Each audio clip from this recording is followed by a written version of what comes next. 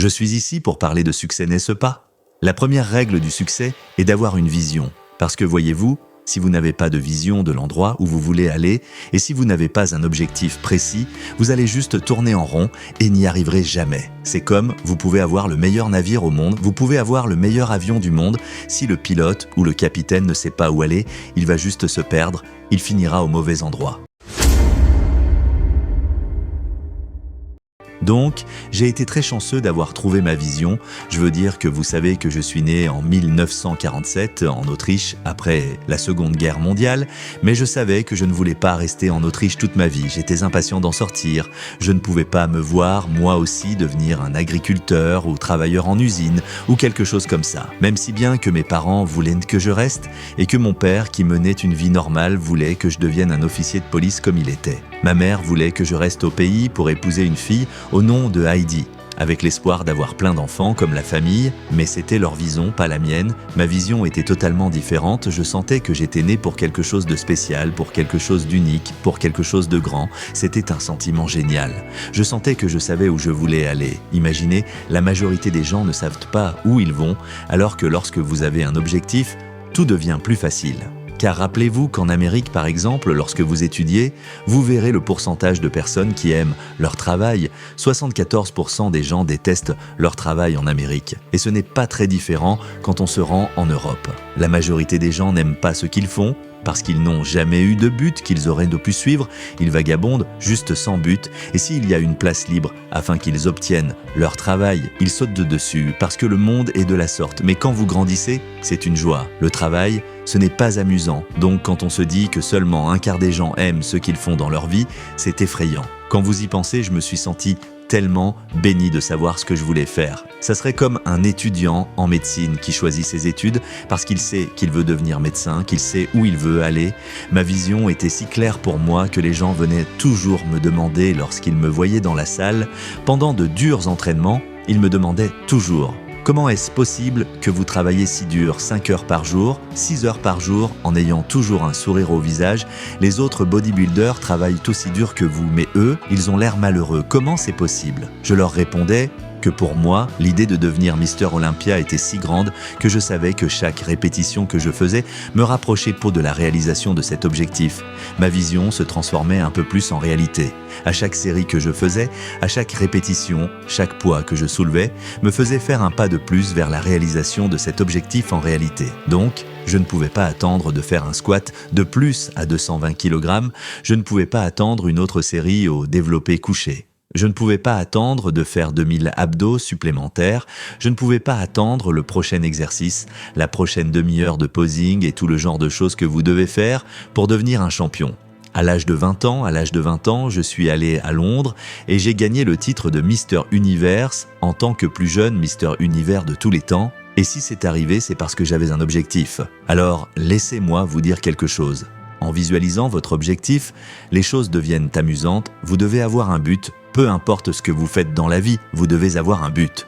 C'est la règle numéro 1, avoir une vision. La règle numéro 2 est de ne pas écouter les haineux. N'écoutez pas les défaitistes. Dans tout ce que j'ai entrepris, il y avait toujours des gens pour dire « c'est impossible, tu n'y arriveras jamais ». Alors à chaque fois que quelqu'un disait que c'était pas faisable, moi j'entendais « c'est faisable ». Quand il me disait « non », j'entendais « oui ». Et quand quelqu'un me disait « c'est impossible », moi j'entendais « c'est possible ». Je crois durement en ce que Nelson Mandela a dit.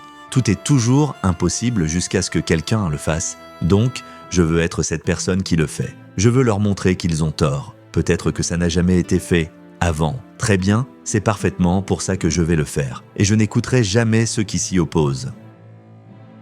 Je pense que la troisième règle dont je vais vous faire part est la plus importante. Bouge-toi le cul. Il n'y a pas de secret, il n'y a pas de magie là-bas, vous ne pouvez pas tricher. Vous devez travailler, et travailler, ça me rend complètement fou quand les gens disent qu'ils n'ont pas assez de temps pour aller à la salle 45 minutes ou faire quelque chose pendant 45 minutes à 1 heure par jour pour s'améliorer physiquement, mentalement. Vous pouvez imaginer lire 1 heure par jour. Combien de livres aurez-vous fini après 365 heures ? En 1 an. Imaginez que vous lisez des études sur l'histoire des musiciens et compositeurs. Tout ce que vous saurez à la fin, imaginez si vous travaillez sur votre entreprise et quelques affaires que vous voulez développer chaque jour pendant 1 heure, imaginez à quel point vous pourriez en tirer des résultats. Et ils me rendent fou parce que nous avons, vous savez quand les gens disent qu'ils n'ont pas le temps, nous avons tous 24 heures par jour, nous dormons 6 heures, donc il nous en reste 18. Mais je vois déjà arriver la personne qui vient pour me dire « Oh mais moi, il me faut 8 heures, bah dors plus vite ».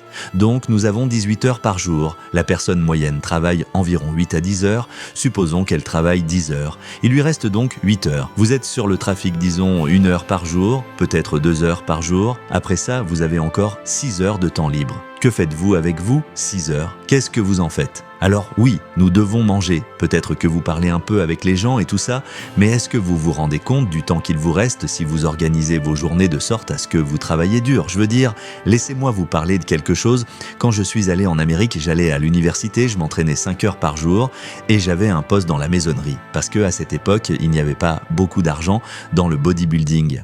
Et je n'avais pas l'argent pour des compléments alimentaires ou quoi que ce soit. C'est pour ça que je devais travailler en tant que macon. J'allais à l'université, je m'entraînais 5 heures par jour et le soir de 20h à minuit, je prenais des cours de théâtre 4 fois par semaine. Je faisais toutes ces choses. Je ne laissais pas une seule minute se dépenser mal à propos. Je suis devenu très ami avec Muhammad Ali dans les années 70. Muhammad Ali s'est vraiment bougé le cul et j'ai pu le voir de mes propres yeux à l'entraînement. À un moment, un coureur sportif était présent lui aussi dans la salle pendant qu'il s'entraînait. Ali était en train de faire des abdos quand le coureur s'est approché et lui a demandé « Combien d'abdos faites-vous, monsieur Ali ?» Et Ali répondit « Je commence à compter que lorsque ça commence à faire mal, pensez Ibla. Il commence à compter que lorsqu'il commence à ressentir la douleur, c'est ça, travailler dur. Et donc, vous ne pouvez pas faire autrement que bosser. » Et je crois en ce que Ted Turner a dit. Il a dit « Couchez tôt, levez tôt, travaille comme un malade et fais de la pub. Vous gagnerez en travaillant comme un malade, travaillez comme des malades, donc bougez-vous le cul et laissez le monde s'en apercevoir par lui-même, qu'il s'agisse de gérer votre business, si vous préparez un film, si vous faites un sport, bougez-vous le cul et la pub viendra d'elle-même. Je déteste les plans B et je vais vous dire pourquoi. Parce que nous avons tellement de sceptiques comme je l'ai dit plus tôt. Ils mangent le pas de vente. Nous avons tant de ces personnes qui disent non, qui disent « que non, vous ne pouvez pas le faire », qui disent « c'est impossible ». Et c'est ok, parce que nous venons d'éteindre le plan B, comme je l'ai dit tout à l'heure. Quand on me disait non, j'entendais oui. Quand on me disait tu ne peux pas y arriver, j'entendais tu peux y arriver, parce que je devais rendre ça possible. Vous voulez faire quelque chose? Faites-le parmi toutes les personnes négatives autour de vous, mais quand vous commencez à douter de vous-même, ça devient très dangereux.